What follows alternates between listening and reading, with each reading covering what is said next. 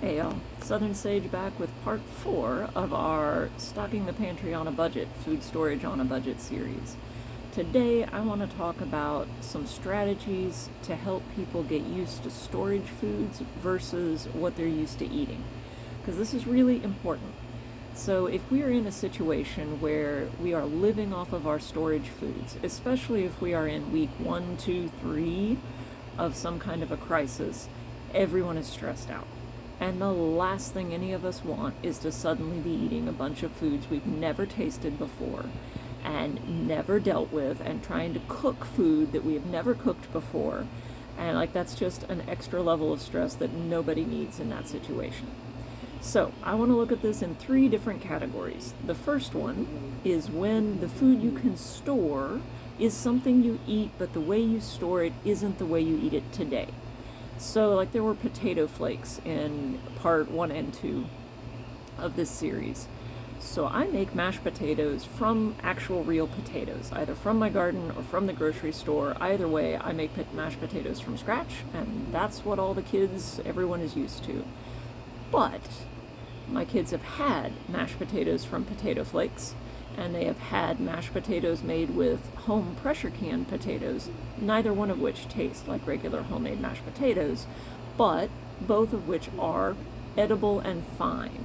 And so I've introduced those foods to them before, so if we're in a crisis situation and I'm pulling out a home canned potato off a shelf, or I'm mixing up potato flakes, they're not going to be experiencing anything they haven't done before, right?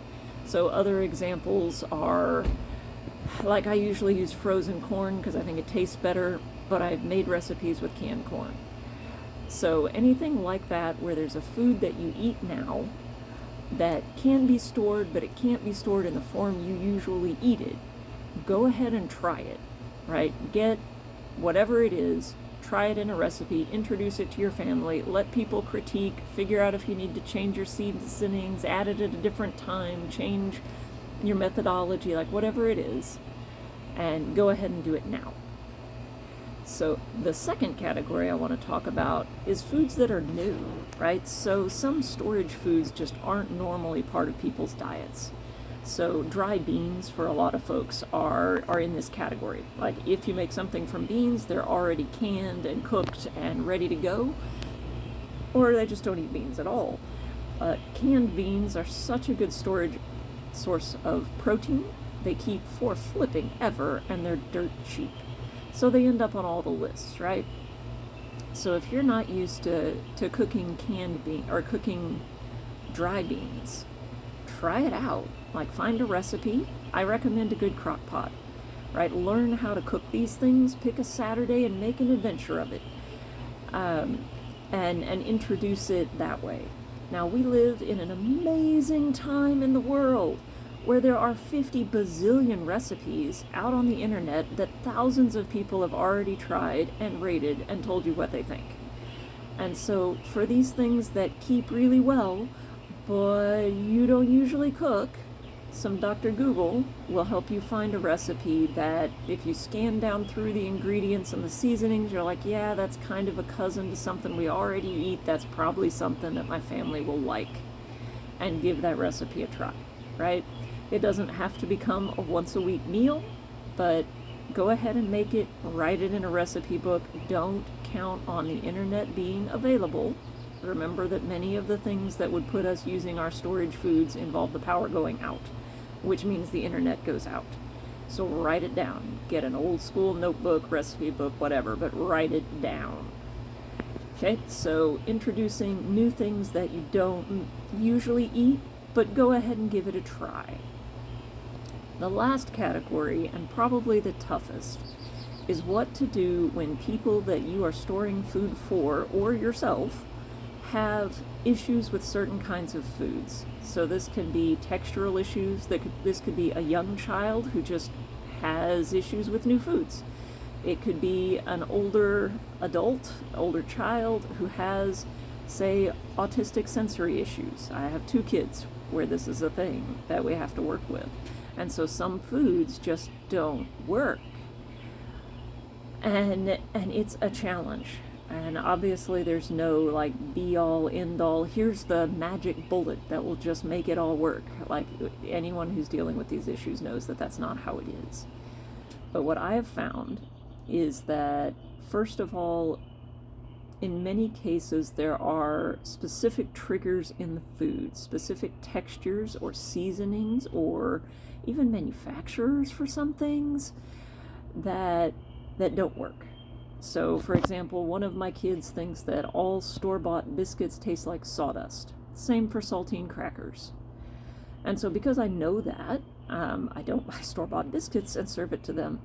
I know how to make my own, right? I learned a recipe. It's really not hard. I can make homemade biscuits. I also, for the saltines, substitute breadcrumbs for saltines now, right? Because I can plan around that. It's very specific. I have a couple of folks in the family that have real issues with bean textures, but it's not global. So pork and beans work, baked beans work. And I have figured out that they can eat chili with beans in it because something in the chili spice and the hamburger texture makes it okay. They would prefer it without beans, but they will eat chili with beans. But I can't do red beans and rice, and like any of the other classic beanie dishes that I love do not work for those family members. And so it's been a process of trying new things and introducing them over time. And I think that's really the best advice I can offer, is just keep trying different things. Try different recipes, try seasoning profiles or foods that are kind of cousins to something that they do eat, and introduce it maybe several times and see if you can get there. Now, obviously, this is much easier whenever the people you're cooking for are old enough to talk to you and tell you what those issues are. Like, my child being able to say this tastes like sawdust was extremely helpful, as opposed to if they had been much younger and unable to communicate, or otherwise unable to communicate. I would have just known that the biscuits were bad, right? And that is much less helpful. So each person's situation varies, and we all have to do the best with what we've got. So just keep trying, and hopefully you will find some combination of things that can get you through, right? That will work for an emergency, and that everyone will eat, right? Even if it's over a long time. So that's what I have to say on how to eat what you're storing and adjust diets, right? Rotate things through. Tomorrow, for the end of this series, we're going to talk about what are creative places where you can store stuff. Because you may have figured out that whenever you start buying all of these extra food items, that they don't all fit in the kitchen. So tomorrow, to close out the series, we're going to talk about what are creative places you can store all this food. Until then, like, subscribe, let me know what you think in the comments, and we'll see you tomorrow.